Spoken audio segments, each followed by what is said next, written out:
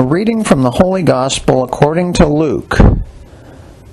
That very day, the first day of the week, 2 of Jesus' disciples were going to a village 7 miles from Jerusalem called Emmaus, and they were conversing about all the things that had occurred.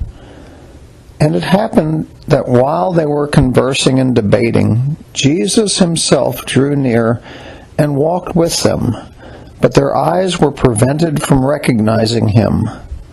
He asked them, "What are you discussing as you walk along?" They stopped, looking downcast. One of them, named Cleopas, said to him in reply, "Are you the only visitor to Jerusalem who does not know of the things that have taken place in these days?" And he replied to them, "What sort of things?" They said to him, "The things that happened to Jesus the Nazarene, who was a prophet mighty in deed and word before God and all the people, how our chief priests and rulers both handed him over to a sentence of death and crucified him. But we were hoping that he would be the one to redeem Israel. And besides all this, it is now the 3rd day since this took place. Some women from our group, however, have astounded us. They were at the tomb early in the morning and did not find his body. They came back and reported that they had indeed seen a vision of angels who announced that he was alive. Then some of those with us went to the tomb and found things just as the women had described, but him they did not see." And he said to them, "Oh, how foolish you are! How slow of heart to believe all that the prophets spoke! Was it not necessary that the Christ should suffer these things and enter into his glory?" Then, beginning with Moses and all the prophets, he interpreted to them what referred to him in all the Scriptures. As they approached the village to which they were going, he gave the impression that he was going on farther. But they urged him, "Stay with us, for it is nearly evening, and the day is almost over." So he went in to stay with them, and it happened that while he was with them at table, he took bread, said the blessing, broke it, and gave it to them. With that, their eyes were opened, and they recognized him, but he vanished from their sight. Then they said to each other, "Were not our hearts burning within us while he spoke to us on the way and opened the Scriptures to us?" So they set out at once and returned to Jerusalem, where they found gathered together the 11 and those with them who were saying, "The Lord has truly been raised and has appeared to Simon." Then the 2 recounted what had taken place on the way and how he was made known to them in the breaking of bread. The Gospel of the Lord.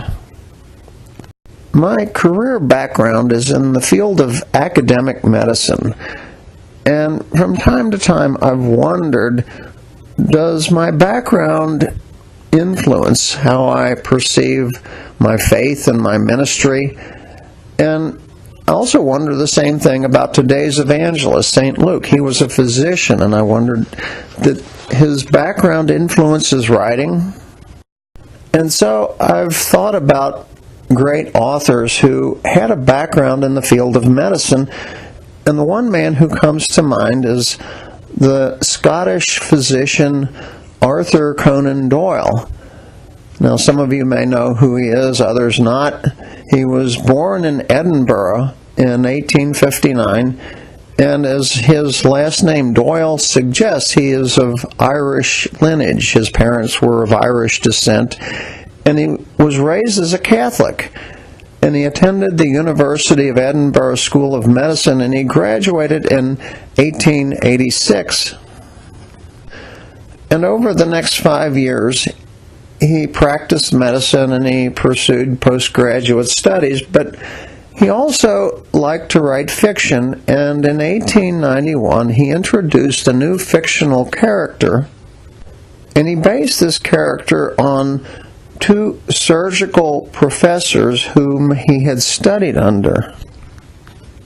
He had observed how these professors made very careful observations on their patients, and then through the process of deduction, through reasoning, arrived at the diagnosis. And so he used the image of these two professors to create this fictional character, the scientific detective that he named Sherlock Holmes. And he wrote his first novel about Sherlock Holmes in 1891, and it caught on pretty well. And he started writing more stories about Holmes, and pretty soon he was so popular that he wasn't doing much else aside from writing stories about this character, and they all had the same theme. A crime had been committed, and the authorities were stumped, and so they called in this great detective, and he made these very careful observations that everybody else had overlooked, and then he used deduction to solve the crime. And the reader would read along in these stories, and they would try to solve the crime along with Sherlock Holmes. And to emphasize the experience of learning, the stories were always told from the perspective of Holmes' understudy, Dr. John Watson. And so Doyle wrote story after story, and after a number of years he got sick of writing about Sherlock Holmes, and so he decided to write that Holmes had been killed off in a battle with his archenemy, Professor Moriarty, but the fans kept demanding that he write more and more stories, and after a few years he began writing again, and all in all he wrote 4 novels and 56 short stories about Sherlock Holmes.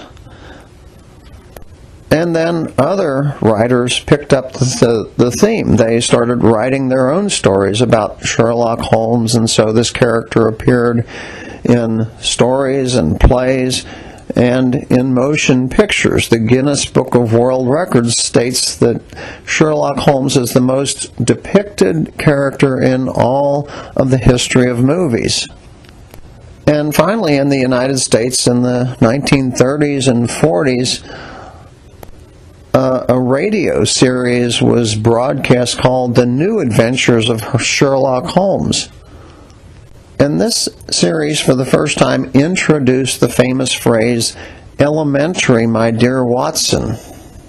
But the hardcore fans of Sherlock Holmes had a special affection for the writings of Arthur Conan Doyle. They had a particular title that they gave to these 4 novels and 56 short stories that were written by him. They called it the canon of Sherlock Holmes.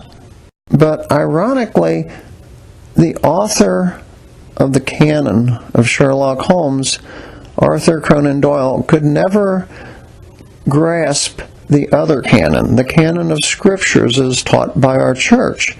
He began life and was raised as a Catholic, but it didn't seem to make sense to him, so he drifted. He became a Freemason for a while, and then in his later years, he practiced what's called spiritualism, which is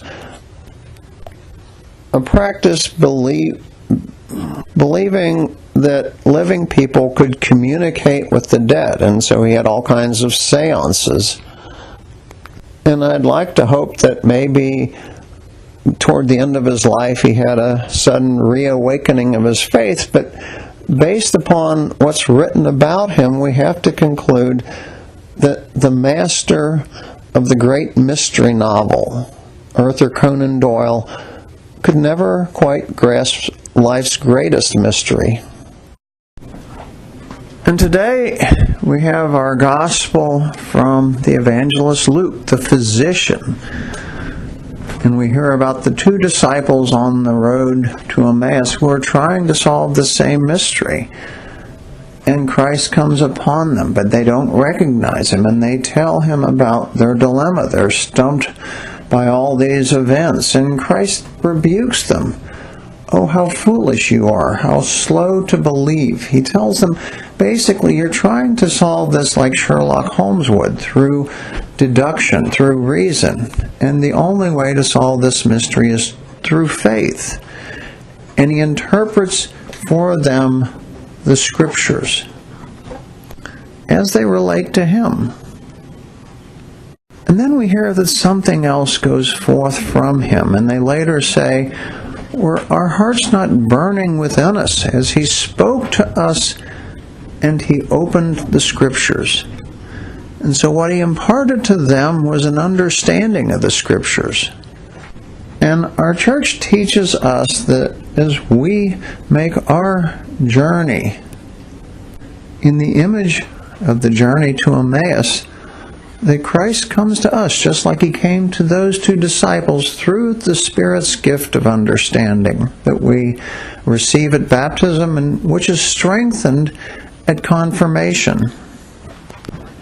And this gift doesn't give us a complete comprehension of the truth of our faith, doesn't allow us to think as God thinks, but it's enough insight to give us assurance that what we hear in the Word of God is the truth, that we don't just have to accept it on blind faith. It buttresses our faith. But for the gift to do us any good, we have to apply it. We have to put it into practice.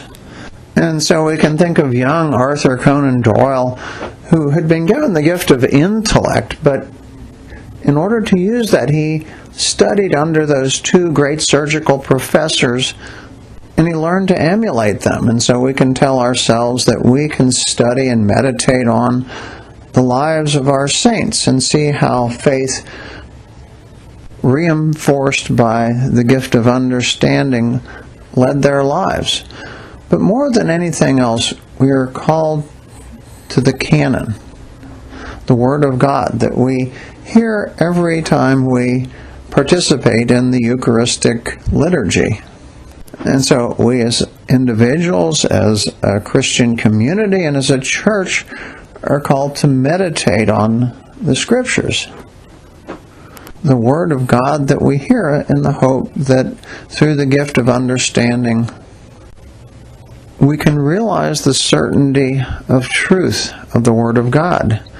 And I do this every 4 weeks when I'm called upon in the homily to reflect on the gospel of that particular Sunday. And so I pray to the Spirit, I beg the Spirit, I seek counsel from those who are more learned than I. And it doesn't always come easy. I get stumped, and then I get panicky. Am I going to have anything to come up with? But then a flash of insight, maybe not tremendously profound, certainly not perfect, comes to me. And just like the disciples on the way back from Emmaus, I'm joyful about that. But then I tell myself how foolish I was, how slow to believe. Of course, the Spirit's gift of understanding will come to all who ask of it.